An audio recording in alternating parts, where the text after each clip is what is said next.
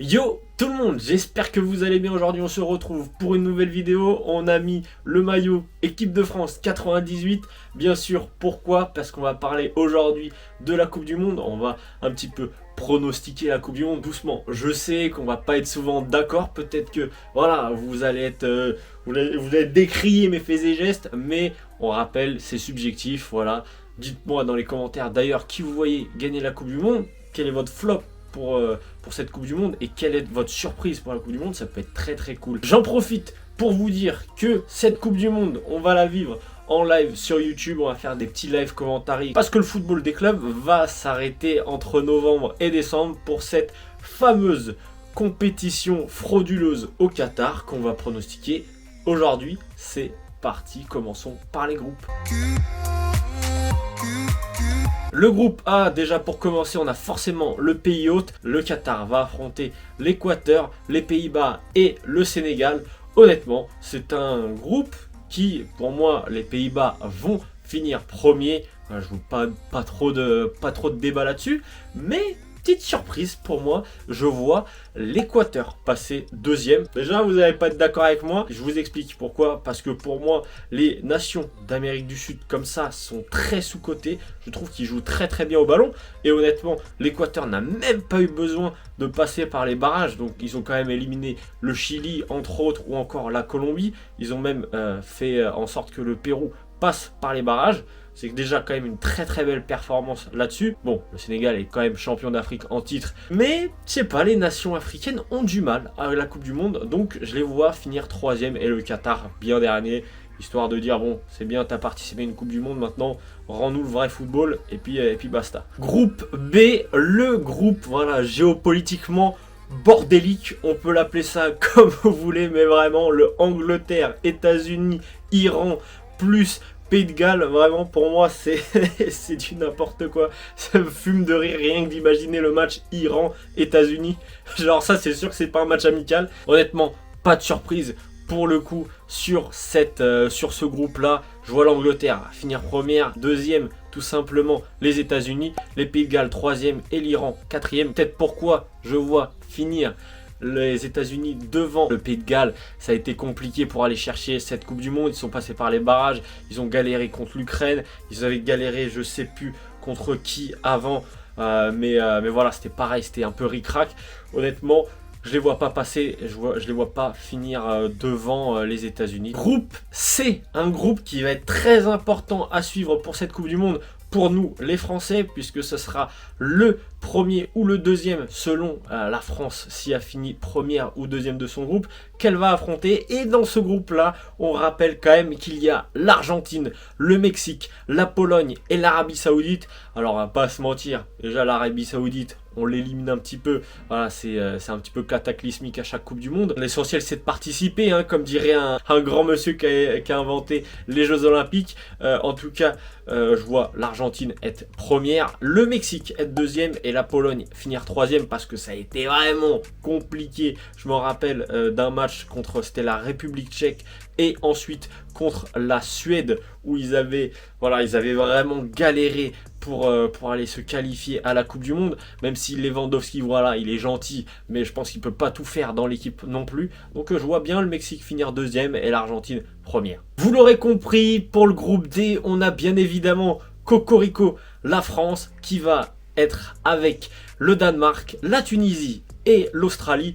Pour moi, ça sera pas de débat là-dessus. L'Australie finira dernière avec également la Tunisie troisième, même si en vrai je pense que ça va se batailler pour la dernière place pour les deux. Pour moi ça se vaut, mais allez, on va être gentil avec nos amis tunisiens, on va les mettre troisième et surtout le Danemark deuxième avec surtout la France première parce que ça nous éviterait quand même d'affronter encore l'Argentine en huitième de finale. On l'avait déjà affronté en 2018 en huitième de finale. J'ai envie d'être safe au moins jusqu'au quart pour la France, ça serait pas mal, même si on a quand même une malédiction bien évidemment autour des champions du monde en titre. Voilà, on espère que ça sera pas le cas pour la France. On a quand même une poule abordable, ce serait quand même con de sortir dès les phases de poule. Groupe E, le groupe de la mort tout simplement, puisqu'il y a l'Allemagne, l'Espagne, le Japon et le Costa Rica.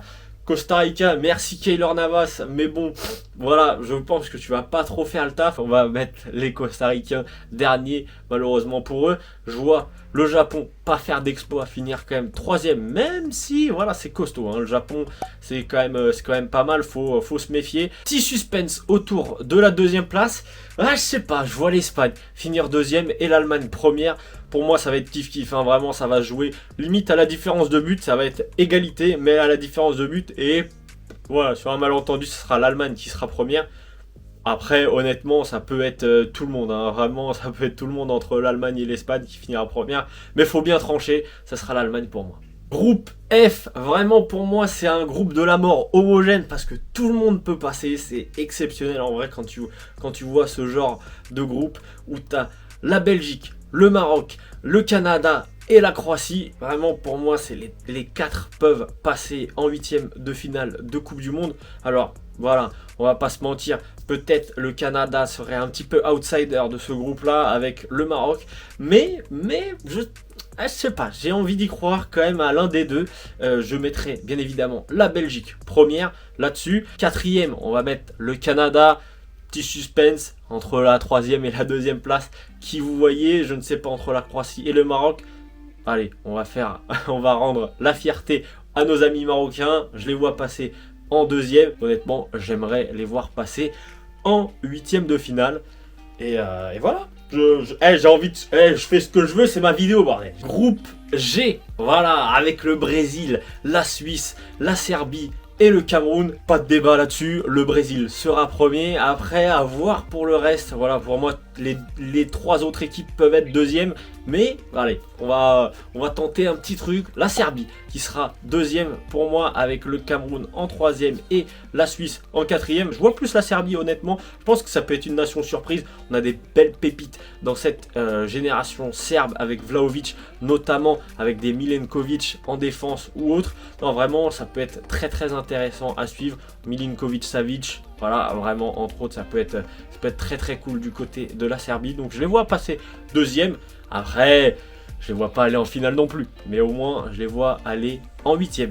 Et pour le dernier groupe, le groupe H, nous avons le Portugal, la Corée du Sud, le Ghana et l'Uruguay. Alors vraiment, pour moi, ce groupe, il est très très intéressant. Il est très sous-coté aussi. Les Portugais, voilà, c'est un peu compliqué en ce moment avec Santos, mais bon, je les vois quand même passer, je les vois quand même filer en 8e de finale. Je les vois finir deuxième parce que pour moi, la surprise de ce groupe sera l'Uruguay qui, je les vois finir premier. Voilà, on a des petites surprises dans la Coupe du Monde et pour moi, l'Uruguay serait ma petite surprise. Je les vois bien finir premier, honnêtement, avec la Corée du Sud finir, pourquoi pas, 3e et bien évidemment le Ghana pour terminer cette 4e place.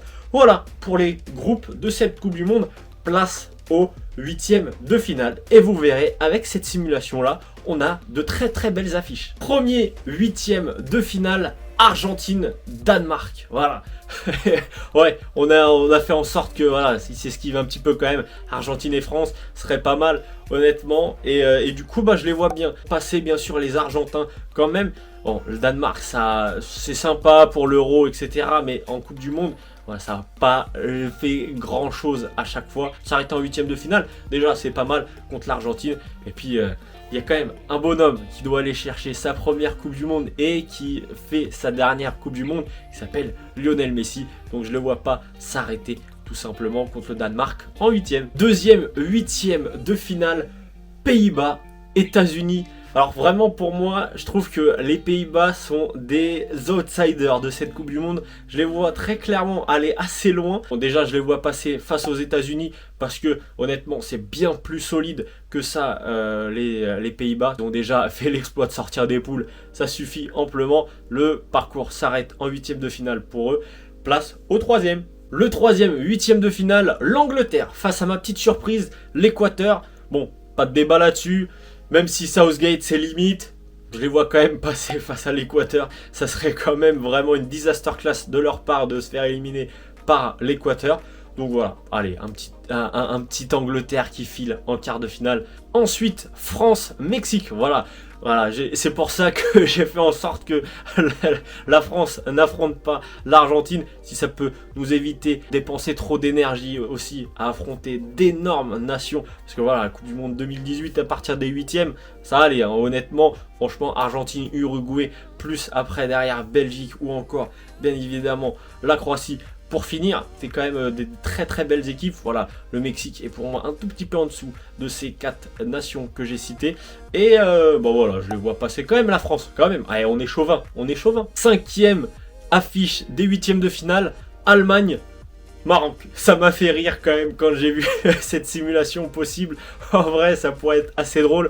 J'imagine les Marocains dire comme les Algériens en 2014.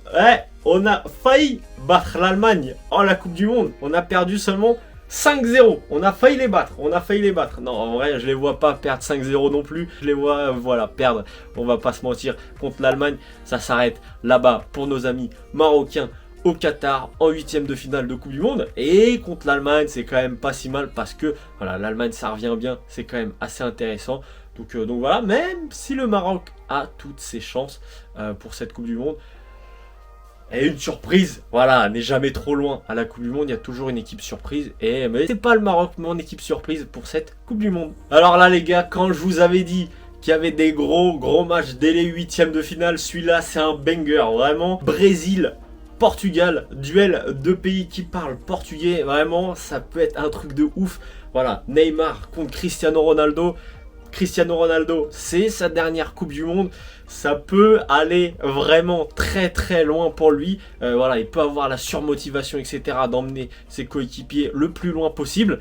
Malheureusement, c'est le Brésil, c'est très costaud. Et le Brésil, honnêtement, je les vois passer face au Portugal. Ça me fait un passement au cœur. Voilà pour Cricri. Mais bien évidemment, je vois le Brésil filer en quart de finale.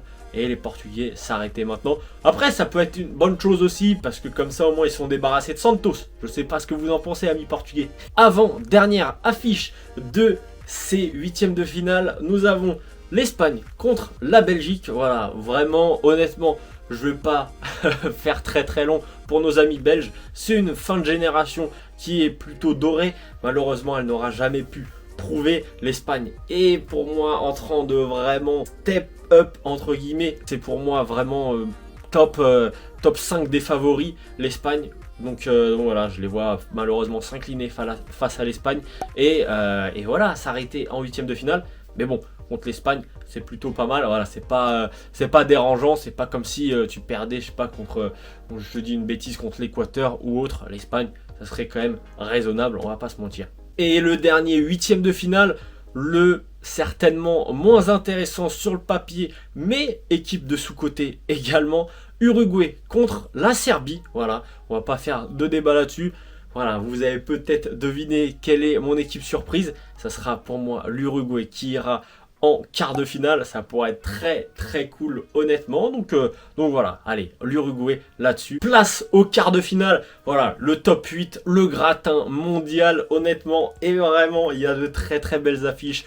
On commence dès maintenant avec les Pays-Bas contre l'Argentine. Oh, le duel, il est exceptionnel. Une petite revanche là de Coupe du Monde, je crois, des années 80, si je dis pas de bêtises, où l'Argentine n'avait pas battu, bien évidemment, les Pays-Bas. C'était peut-être la dernière Coupe du Monde de Maradona, ce sera peut-être la dernière Coupe du Monde de Messi et face aux Pays-Bas. Mais ce coup-ci, allez, je vois bien les Pays-Bas s'imposer face à l'Argentine. Je trouve que peut-être Messi cache un petit peu trop l'arbre sous la forêt dans cette équipe de l'Argentine, même si c'est un nouveau groupe, etc. Ça peut être intéressant, mais je sais pas quand même, je les vois perdre face aux Pays-Bas. Ça peut être une nation surprise aussi, les Pays-Bas, donc voilà, allez, un petit pronostic un peu osé, culotté, ça fait pas de mal de temps en temps. Si je vous dis remake demi-finale Coupe du Monde 2014, vous pensez forcément à Allemagne-Brésil, et c'est ce qui se passerait si tout se passait dans mes rêves entre guillemets, mais sauf que là ça serait en quart de finale Allemagne-Brésil.